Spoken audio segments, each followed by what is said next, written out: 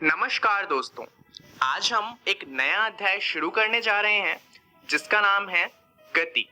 अब ये एक बहुत ही ज्यादा महत्वपूर्ण चैप्टर है, सिर्फ इसलिए नहीं क्योंकि इसमें से बहुत ही ज्यादा नंबर के प्रश्न पूछे जाते हैं, परंतु इसलिए भी क्योंकि हम जानते हैं, हमने इससे पहले भी फिजिक्स पढ़ा है, हमने फोर्स और काफी सारी चीजों के बारे में जाना है। परंतु फिजिक्स का जो एक्चुअल में बेस बनता है वो 9th क्लास के इसी अध्याय से बनता है। तो फिजिक्स जो वास्तव में शुरू होगी वो अभी के बाद शुरू होगी, और इसीलिए ये जो चैप्टर है ये बहुत ही ज्यादा इंपॉर्टेंट हो जाता है क्योंकि हमारी एक्चुअल फिजिक्स इस अध्याय से शुरू होती है। तो चलिए इसी बात पर जानते हैं कि इस वीडियो में हम क्या जानने वाले हैं। तो इस वीडियो में हम बहुत ही मामूली चीजों को जानेंगे और धीरे धीरे वीडियो का लेवल बढ़ता जाएगा। तो आप सभी वीडियो को ध्यान से देखिएगा। इस वीडियो में हम जानेंगे गति के बारे में, और उसके बाद हम जानेंगे सरल रेखीय गति के बारे में, और उसके बाद हम जानेंगे वस्तु की स्थिति के बारे में। तो चलिए सबसे पहले शुरुआत करते हैं एक सवाल से। सवाल है कि गति आखिर होती क्या है। नॉर्मल सी बात है, हमारे अध्याय का नाम गति है, तो सबसे पहले ये सवाल पूछना ज्यादा सही रहता है। तो इसका उत्तर बहुत ही आसान सा है। अगर कोई वस्तु चल रही है तो वो गति में है, और अगर नहीं चल रही है तो वो स्थिर है। उदाहरण के लिए अभी आप एक रूम में बैठकर इस वीडियो को देख रहे हैं, तो आप कहीं मूव नहीं कर रहे, यानी कि आप कहीं चलकर नहीं जा रहे, आप एक जगह पर रुके हुए हैं। इसका मतलब आप स्थिर हैं। परंतु आप जब स्कूल आए होंगे तो रास्ते में आपको चलना पड़ा होगा, या हो सकता है आप बस लेके आए हो, या हो सकता है आप कार से आए हो, या बाइक से आए हो, या आप किसी भी ट्रांसपोर्ट से आए हो। परंतु जब आप स्कूल आ रहे थे तब आप चल रहे थे, आप कॉन्टिन्यूअसली मूव कर रहे थे। तो इसका मतलब क्या है कि जब आप स्कूल आ रहे थे तब आप गति में थे। तो अब हमें गति क्या होती है वो तो समझ आ गया। कोई चीज जब चलेगी तो वो गति में होगी, और कोई चीज अगर नहीं चलेगी तो वो गति में नहीं होगी। अब दूसरा प्रश्न है कि आखिर हम गति के बारे में पढ़े क्यों, हमें गति का अध्ययन करना ही क्यों चाहिए। तो अब सबसे जरूरी बात ये होती है कि जब हम किसी चीज को पढ़ रहे होते हैं तो हमें ये जान लेना चाहिए कि उसे पढ़ना जरूरी क्यों है, आखिर उसे पढ़ने से हमें कोई फायदा होगा भी या नहीं होगा। तो अब गति को पढ़ने से हमें फायदा क्या हो सकता है। दरअसल गति को हमें इसलिए पढ़ना चाहिए क्योंकि गति हर जगह है। अब आप सोचेंगे कि गति हर जगह थोड़ी होती होगी, जहां पे कोई चीज चल रही होती होगी सिर्फ वहीं तो होती होगी, पर यही तो बात है। दरअसल इस वर्ल्ड में जितनी भी चीजें हैं ऑलमोस्ट सारी चीजें मूव करती रहती हैं। चलिए बहुत सारे उदाहरण ले लेते हैं। उदाहरण के लिए अगर हम सोलर सिस्टम की बात करें तो यहाँ पर क्या होता है, सूर्य हमारा बीच में होता है और बाकी सारे ग्रह क्या करते हैं, उसके आसपास चक्कर लगाते हैं। तो यानी कि वो सूर्य के आसपास गति कर रहे हैं। सूर्य की छोड़िए, चलिए अर्थ की बात करते हैं। तो अर्थ में क्या होता है, जो हमारा चांद है यानी कि मून, वो अर्थ के चारों ओर चक्कर लगाता है और हर 24 घंटे में एक चक्कर पूरा करता है। सिर्फ मून ही नहीं, अर्थ जो है वो खुद एक तो सूर्य के चक्कर लगा रही है, और एक खुद की जगह पर ही एक दिन में पूरा घूम जाती है। तो अर्थ भी हमारी गति में है और हमारा चांद भी गति में है। इसके अलावा जो पानी होता है, समुद्रों में जो लहरें आती हैं वो भी गति में होती हैं। उसके अलावा जो हवाएं चलती हैं वो हवाएं भी तो गति में होती हैं, और हवाओं के चलने से क्या होता है, जो पेड़ पत्ते होते हैं वो भी मूव करते हैं, तो उनमें भी गति आ जाती है। इसके अलावा जितने भी ट्रांसपोर्ट है हमारे, जितने भी वाहन हैं, जैसे कि रेलवे हो गया, हवाई जहाज हो गए, हमारी साइकिल हो गई, बाइक हो गया, कार हो गया, ये सब मूव करते हैं। अब इसके अलावा हमारे घर में जो पंखा है वो मूव करता है, यहाँ तक कि जो हम घड़ी पहनते हैं उसके अंदर जो कांटे होते हैं वो भी मूव करते रहते हैं।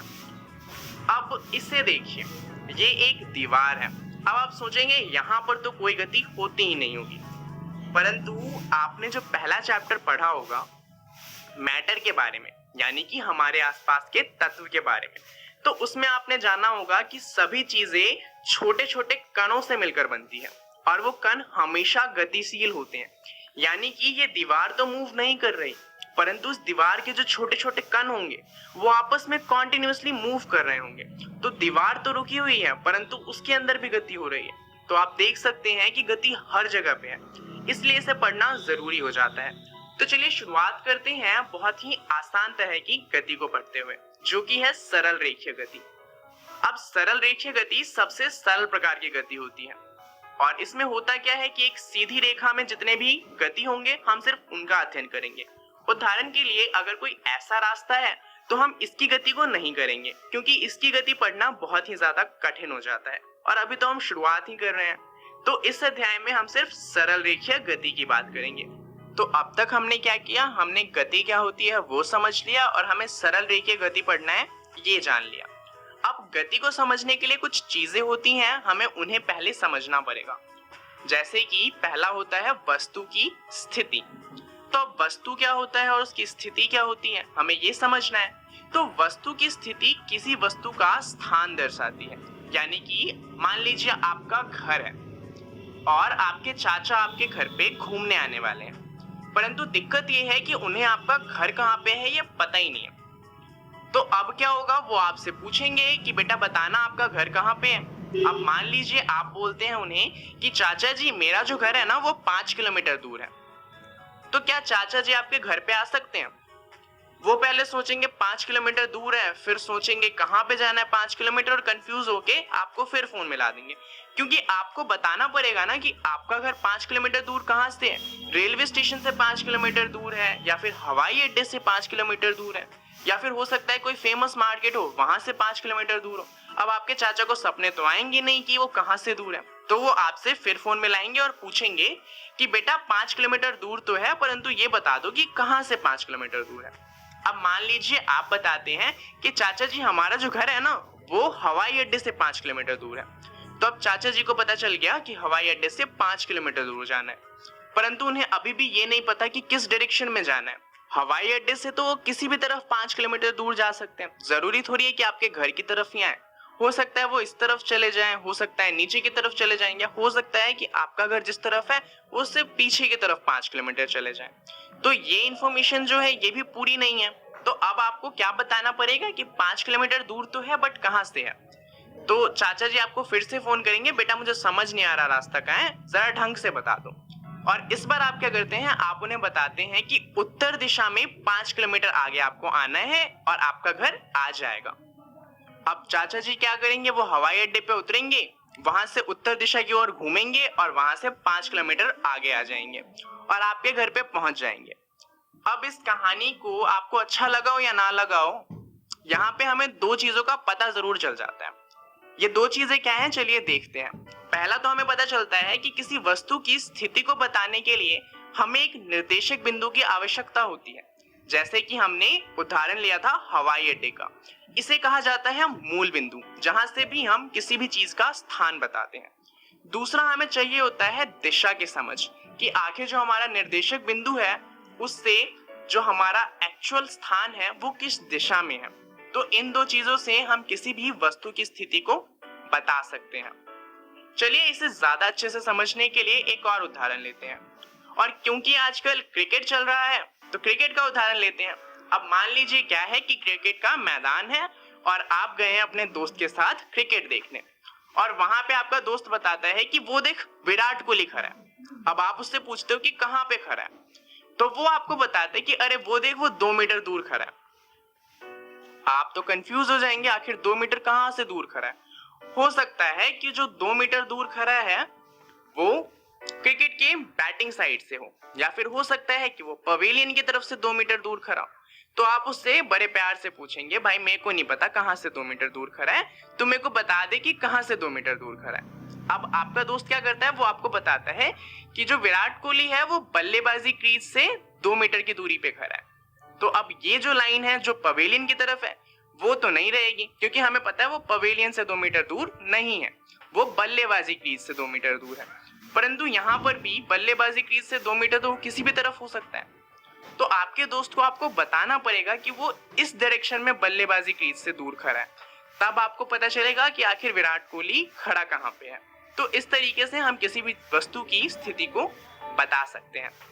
चलिए अब आते हैं वापस से हमारे सरल रेखीय गति पे। तो आखिर ये सरल रेखीय गति होता क्या है। अब आपने मैथ्स में पढ़ा होगा संख्या रेखा के बारे में। दरअसल जो हमारी सरल रेखीय गति है हम उसे संख्या रेखा पर दर्शा सकते हैं। यहाँ पर एक पॉइंट होगा जिसे हम 0 मीटर कहेंगे। इसे हम कहते हैं मूल बिंदु। मूल बिंदु के दाईं तरफ सारी की सारी पॉजिटिव यानी कि धनात्मक वैल्यू होंगी, जैसे कि 1 metre, 2 metre, 3 metre, 4 metre, 5 metre. और मूल बिंदु के पीछे की तरफ या फिर ये कह लीजिए कि बाईं ओर सारी की सारी ऋणात्मक वैल्यू होंगी, जैसे कि -1 मीटर, -2 मीटर। अब इसी का इस्तेमाल करके हम किसी भी चीज की स्थान के बारे में बता सकते हैं। ऐसा हम कैसे करेंगे वो हम जानेंगे अगले वीडियो में। तब तक जानते हैं इस वीडियो में हमने क्या क्या जान लिया। तो सबसे पहले हमने बात करी गति की, फिर हमने जाना सरल रेखीय गति को, और लास्ट में हमने जाना वस्तु की स्थिति के बारे में। अब इनके बारे में आपको क्या करना है, अपनी एनसीईआरटी की किताब में पढ़ना है, जिससे आपको ये सारी चीजें और अच्छे से समझ में आ जाए। तो आपको पढ़ना क्या क्या है, आपको एनसीईआरटी की किताब में गति का अध्याय खोलना है और उसके अंदर गति का वर्णन पढ़ना है और सरल रेखीय गति पढ़ना है। अगले वीडियो में हम बात करेंगे सरल रेखीय गति के बारे में और अच्छे से। तो इसे भी आप पढ़कर आइएगा ताकि अगली वीडियो आपको अच्छे से समझ में आए। इस वीडियो के लिए इतना ही। धन्यवाद।